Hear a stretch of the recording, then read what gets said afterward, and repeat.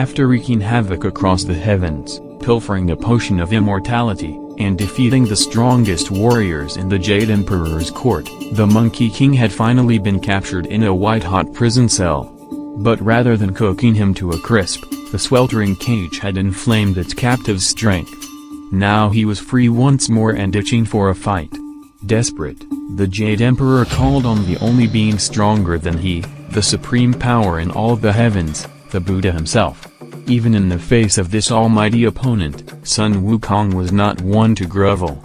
He began boasting of his many talents and demanded the emperor's crown. Smiling, the Buddha declared he would grant that wish, if Sun Wukong could somersault out of his palm. The Monkey King gladly pranced onto the Buddha's hand and shot into the air, landing in a far-off region where 5 pink pillars seemed to mark the edge of the heavens. Cackling with glee, Sun Wukong proudly marked his territory. Returning to the Buddha, he demanded his new title, but he was distracted by a familiar odor. Looking back, he was shocked to find he'd never left the Buddha's hand. Suddenly, those 5 fingers transformed into a mountain range, which flipped and pinned Sun Wukong to the ground.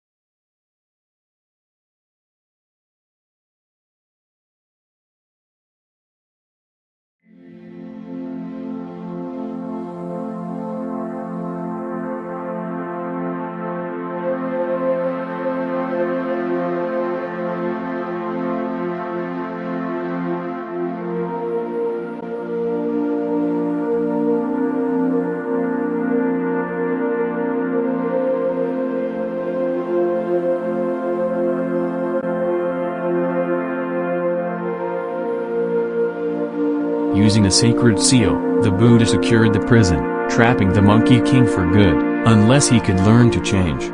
Seeing the mystical tag, Sun Wukong knew he couldn't escape unaided. But it took centuries before he truly admitted defeat. After 500 years of imprisonment, he'd grown increasingly desperate, finally vowing to mend his ways. So when the Bodhisattva Guanyin happened by his prison on a sacred journey, he promised to pursue enlightenment if she would end his torment. The goddess of compassion was skeptical of Sun Wukong's change of heart, but decided to give him an opportunity to prove himself. At that time, the goddess was overseeing another sacred quest, pursued by a righteous monk named Tripitaka. He had set out to retrieve scriptures from the west, but the path was too long and dangerous to travel alone. So Guanyin promised to arrange Sun Wukong's freedom if he would serve as a monk's faithful disciple. The Monkey King agreed without hesitation, and Guanyin directed Tripitaka to his mountain prison. After centuries of waiting, Sun Wukong was finally free, but he knew he had to behave himself. While the pair walked peacefully at first, they were soon accosted by fearsome bandits and Sun Wukong's old habits bubbled up. Tripitaka scolded the Monkey King, but this only enraged him further. Being good was far more boring than he had imagined, so he swiftly abandoned his companion. Unable to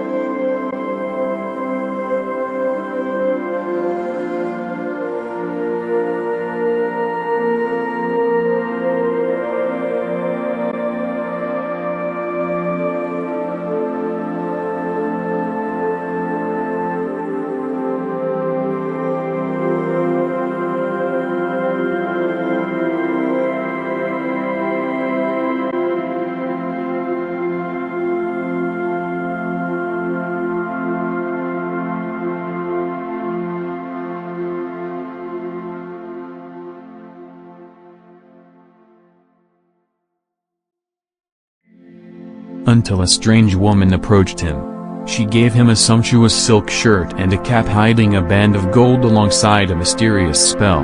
It was only when she vanished that Tripitaka recognized her as his holy patron. Meanwhile, Sun Wukong was having second thoughts. He'd sought refuge in the Dragon King's lair, where he discussed his troubles over tea. But the Dragon King only scoffed at his guest's wounded pride. He told Sun Wukong that if he truly wanted to attain enlightenment, he would have to abandon his ego, however painful that might be. His determination renewed, Sun Wukong returned to Tripitaka to apologize, but quickly spotted the luxurious shirt and cap. They fit the Monkey King perfectly, prompting Tripitaka to recite the spell out of curiosity.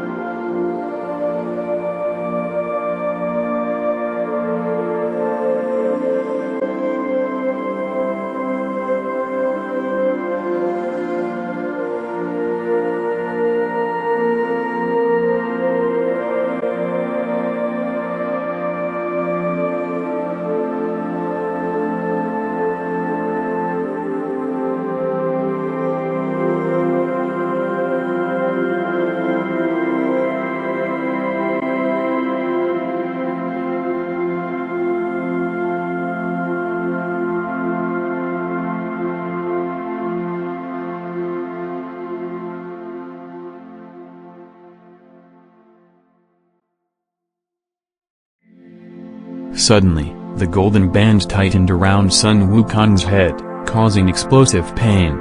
He became too weak to use his cudgel or somersault away. Only now did Tripitaka recognize the spell's power. Until Sun Wukong could control himself, Guanyin had given him control of the Monkey King. Both parties were uneasy about this new arrangement, but they agreed it was for the good of their mission. Finally, the Monkey King was ready for his greatest challenge yet, an epic journey to the west. And perhaps, to redemption.